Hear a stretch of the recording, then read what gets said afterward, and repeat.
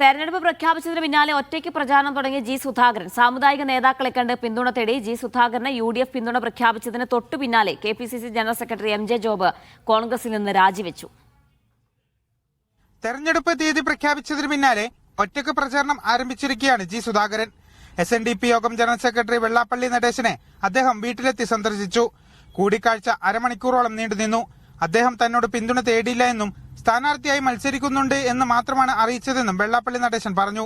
എനിക്ക് നല്ലതുണ്ടെങ്കിൽ നല്ല സുഖമില്ലാത്തതുകൊണ്ട് അദ്ദേഹം പറഞ്ഞു ഇങ്ങോട്ടൊന്നും പറയണ്ട എന്ന് പറഞ്ഞ് ഞാനൊന്നും പറഞ്ഞില്ല. അദ്ദേഹം വന്നു ബാത്റൂമിൽ കയറി തിരിച്ചു. വെള്ളാപ്പള്ളിയെ കണ്ട് മടങ്ങിയ ജി സുധാകരൻ ചങ്ങനാശ്ശേരി പെരുന്നയിലെ NSS ആസ്ഥാനത്തെത്തി. NSS general secretary G Sukumaran നായരുമായി അദ്ദേഹം കൂടിക്കാഴ്ച നടത്തി. സുധാകരന് കോൺഗ്രസ് പിന്തുണ പ്രഖ്യാപിച്ചതിന് തൊട്ടു പിന്നാലെ KPCC general secretary MJ job കോൺഗ്രസിൽ നിന്നും രാജിവെച്ചു.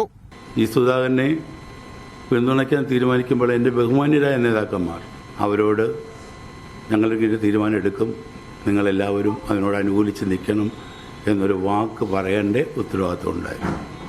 ഈ നിമിഷം വരെ പറഞ്ഞിട്ടില്ല. മീഡിയ 1 ആലപ്പുഴ.